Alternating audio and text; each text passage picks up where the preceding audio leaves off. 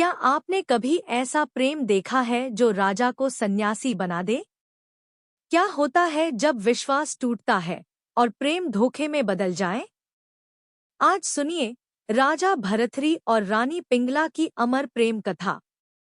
बहुत समय पहले उज्जैन पर राज्य करते थे राजा भरथरी, वीर, न्यायप्रिय और विद्वान।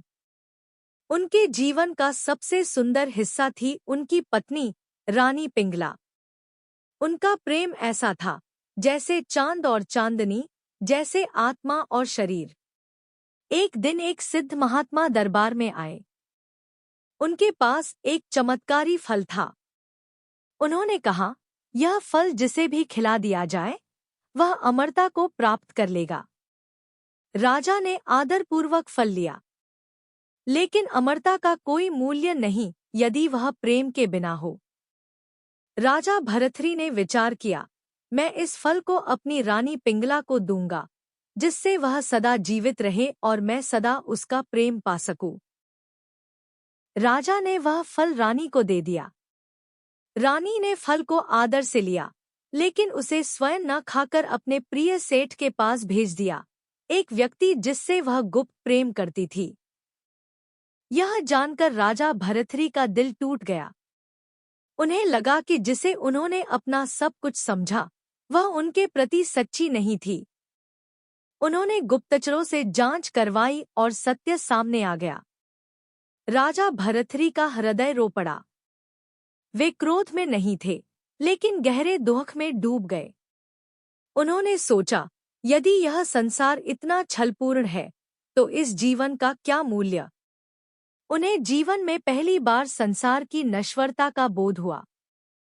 उन्होंने अपना राजपाट अपने छोटे भाई विक्रमादित्य को सौंप दिया और स्वयं वैराग्य धारण कर वन को चले गए।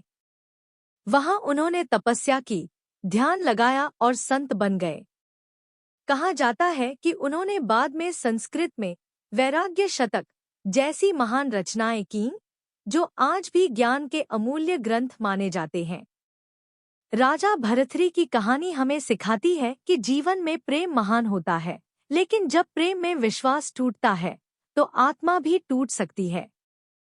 परंतु वहीं से एक नया मार्ग निकलता है, आत्मबोध और वैराग्य का।